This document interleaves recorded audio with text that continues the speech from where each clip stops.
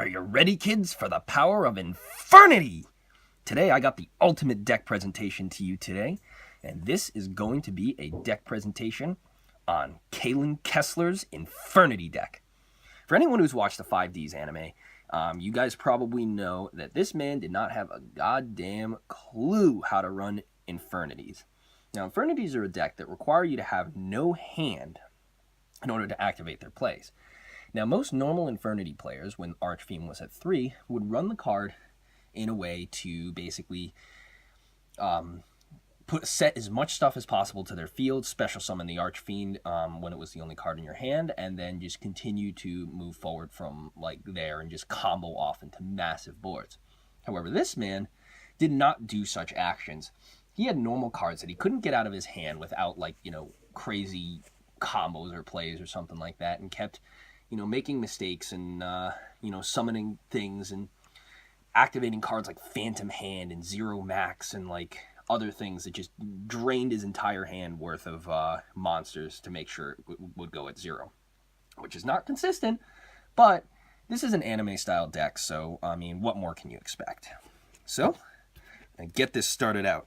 Now, what would this Infernity Dark Monster deck be without one copy of the good old Dark Knight Parshath? Now, Dark Knight Parshath is one of his most powerful monsters because he's the dark version of Air Knight Parshath.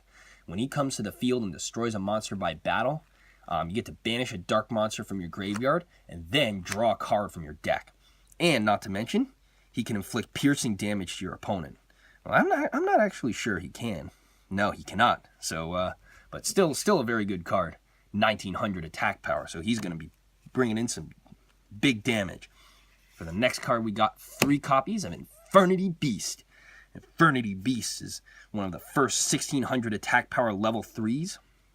And this card, if it attacks while you have no cards in your hand, then your opponent cannot activate any spell or trap cards until after the damage step.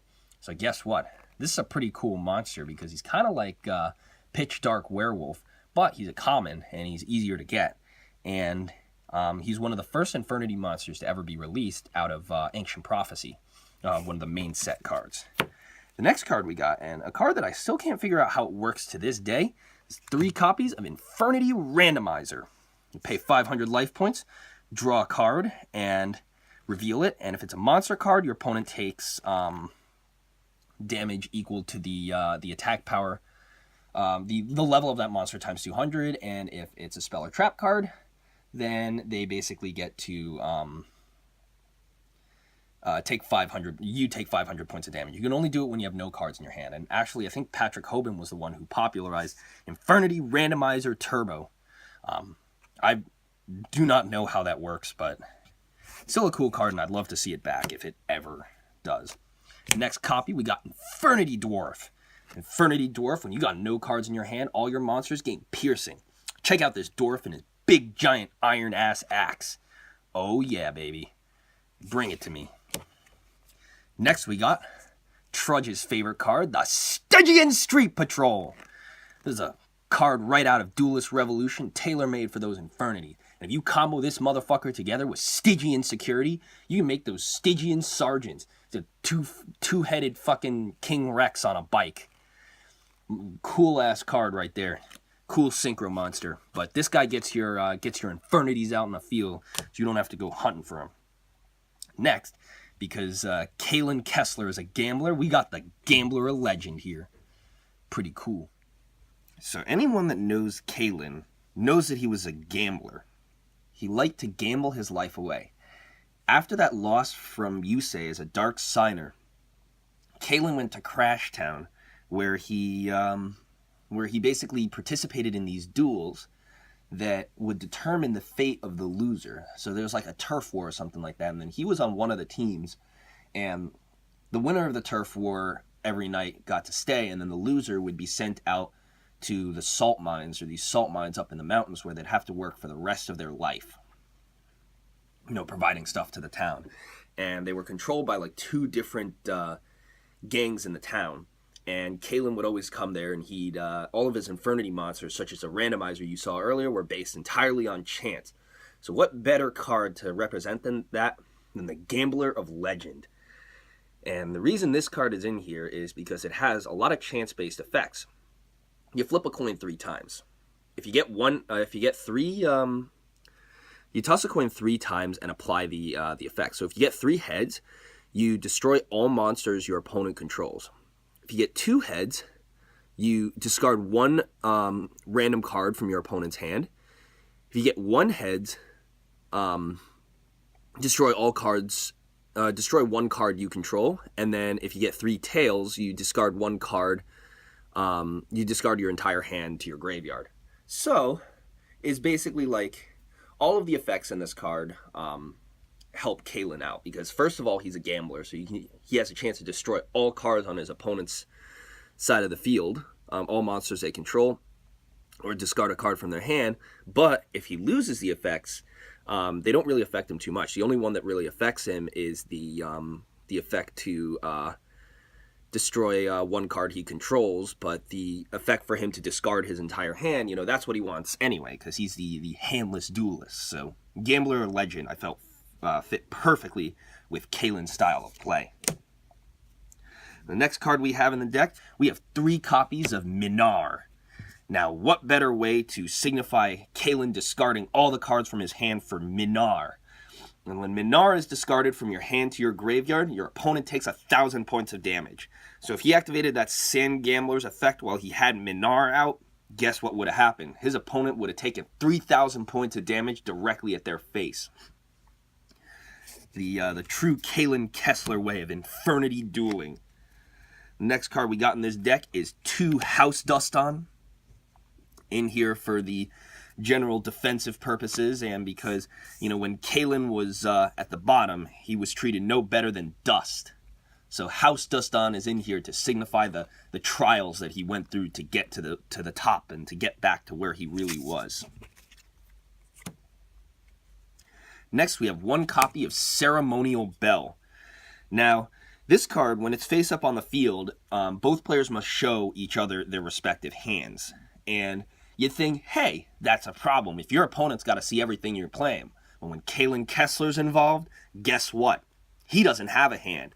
So he has nothing to show. It's like everything's laid out on the table. And guess what? If everything he's doing is laid out on the table, everything his opponent is doing should be laid out there as well. So that's a perfect card to be playing in this deck. Then we got 1 copy of Dark Sea Float. Dark Sea Float, when this card is destroyed by a card effect and sent to the graveyard, you basically get to draw 1 card. So imagine if you had that Gambler or Legend out in the field. You got to pop this card right here. It's like, darn, I got to pop 1 monster I control now. So you got to pop Dark Sea Float. And then when Dark Sea Float pops, it draws you an extra card right off the top of your deck. Then we got 1 Dream Clown. This was the staple in Clown control mirrors. When this card is switched from attack to defense position, you can destroy 1 monster your opponent controls. It's a pretty evil effect. So right along the style of Kalin Kessler. And then we got 1 copy of Possessed Dark Soul, which allows you to tribute it to take control of all face-up level 3 or lower monsters your opponent controls, possessing them all. When Kalin fought, he underwent a trial of Nightmare, which basically tested his mettle and ensured that he was the duelist who Yusei thought he was. And this card, Trial of Nightmare, is here to signify that, as the bonds that were forged when Kalin was tested. For the next card, 1 Gravitic Orb, for changing the battle positions of all monsters the opponent controls. Kalin's deck is not as powerful, so he needs to change all his opponent's monsters to defense mode so he can fight back with Randomizer and all his other cards in the deck.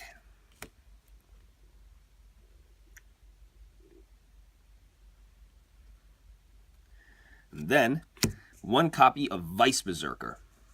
Vice Berserker's in here because when you use Vice Berserker, you pay 2,000 life points of damage, and one of your synchro monsters gains 2,000 attack power until the end of the turn, which is super good, especially for Kalin Kessler. getting that Infernity Doom Dragon out on the field. That thing will gain 2,000 attack power, which is a pretty cool move. One Needle Soldier, it's exactly like Vice Berserker, except it gives that monster piercing damage. So you better believe you can even get this out with 1-for-1. You synchro summon off with this, your opponent's not even going to know what hit them. And finally, Doom Donuts. This is one of Galactic God's favorite cards. First of all, because it's a donut, and that motherfucker loves to eat. Second of all, because it's a card that basically allows you to pop any 0 attack monsters on your side of the field. And the best part about it is its attack or defense only needs to be 0. So your opponent's playing some metal foes or they're playing some zombies against you, Doom Donut's going to pop that entire field. It's going to wrap its donut around and destroy everything. Now for the spell cards. We got 2 copies of Overlay Booster. Or Overlay Regen, because your opponent is not going to know what hits them when it comes to the overlay units on your monsters. And you need to make sure that your monsters are in tip-top fighting shape.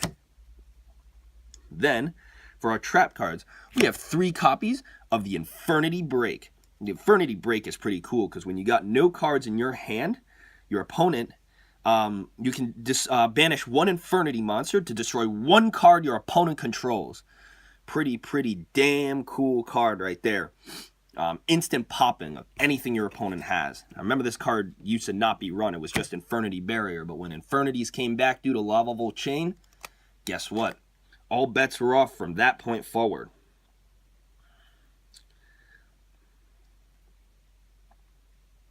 And then my next card is 3 copies of Infernity Force.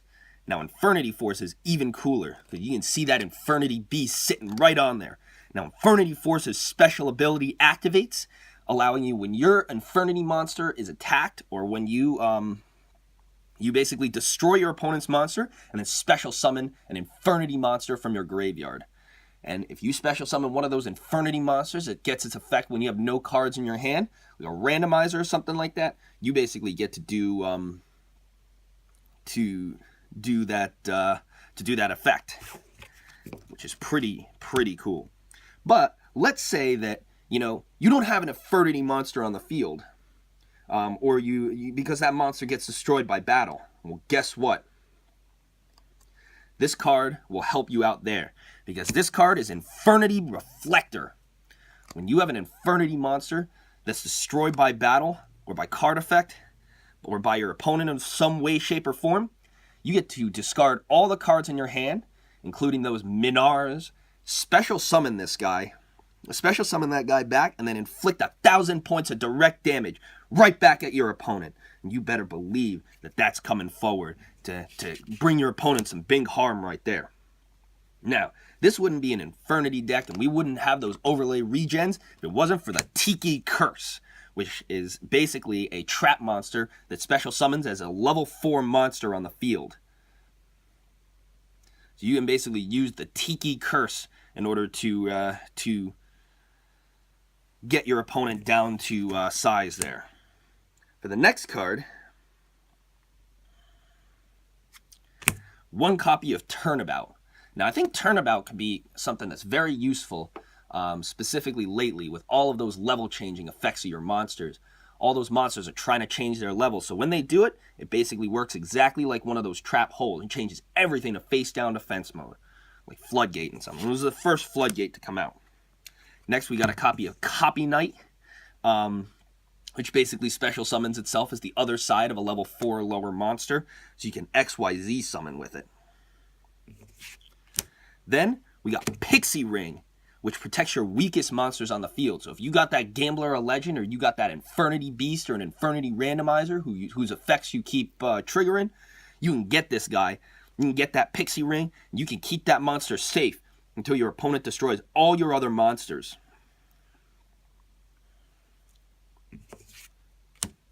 And then we have Unification. Unification is great for all those same style of monsters. You're playing up against ABCs or something like Yosenjus, and once per turn, your opponent declares 1 face-up level of a monster they control and sends all other monsters with different levels to the graveyard. Pretty cool. and it's them sending, so it's no targeting, and they're barely going to get their effects. And then finally, 3 of a kind. It wouldn't be a Kalin Kessler deck without it. When 3 of a kind is activated, basically all you get to do is when you control 3 monsters with the same name, 3 of a kind triggers and destroys all cards your opponent controls. That's right. We'll figure they only control 3 cards. But yeah. So that's it for the main deck right there. And wouldn't be a Kalin Kessler extra deck without 1 copy of the 100 Eyes Dragon. Now you think this card is terrible, but I'll tell you why it's not. Because you can banish 1 level 5 or higher fiend type monster from your... You can banish 1 level 5 or lower fiend type monster from your graveyard. And then you get to activate 100 Eyes Dragon's effect, allowing you to basically win the duel right then and there. Because you can activate that effect. So if it's a randomizer or something, you can get an extra card off the top of your deck. Like whatever the hell you want, you can get that thanks to 100 Eyes Dragon's special ability. And its extra special ability, when it's sent to the graveyard, you get to search an Earthbound Immortal monster and add it from your deck to your hand. Oh yeah. It doesn't get any better than that, folks. Next, we got a copy of Frozen Fitzgerald. Frozen Fitzgerald is one of the most awesome monsters out there because he's kind of like Armades before Armades was a thing. When Frozen Fitzgerald attacks your opponent, you get to basically prevent them from activating any spell or trap cards until the end of the damage step. And guess what else? He's got an even better special ability because when you control no monsters, you can discard 1 card from your graveyard and special summon this guy in face-up defense position. So if you got this guy and then a level 3 tuner out there, you can go ahead and make a Crystal Wing the next turn. For the next move, 1 copy of Z-Man the Ape King. He's got the same sort of protection from spell and trap ability that Frozen Fitzgerald has. And when Z-Man the Ape King comes to the field, your opponent cannot activate spell and traps. And then once per turn, you can tribute 1 monster you control and negate any attack that your opponent sends right back at you. So super, super cool. And going along with that dark synchro theme that the Dark Signers had with Kalin Kessler. 1 copy of Dark Highlander because he's a 2900 beater. And guess what else? You know, you have 1 or more non-tuner fiend type monsters, and neither player can synchro summon any cards at all. And you can target equip cards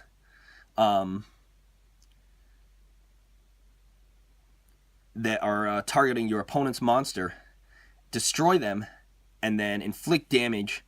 I think it's 400 damage to your opponent for each of their cards that you destroy. And then the final monster I have in the deck is 1 monster that brings them forth with Geiger. And that monster is Dark Flat Top. Now, Dark Flat Top requires Dark Tuners and Machine-type monsters, and once per turn you can special summon Flying Fortress Skyfire, and guess what? You're ignoring the summoning conditions. How cool is that? Pretty cool if you ask me. And when he's destroyed, you get to special summon level 5 or higher Machine-type monster straight from your hand. So if you needed another way to get things out of your hand, Dark Flat Top's your way. Alright, and that was the last of the deck. This was the Kalin Kessler style Infernity deck. If you like this video, please remember to give it a like, comment, and subscribe to the channel. We really appreciate it here at Team Time Riders.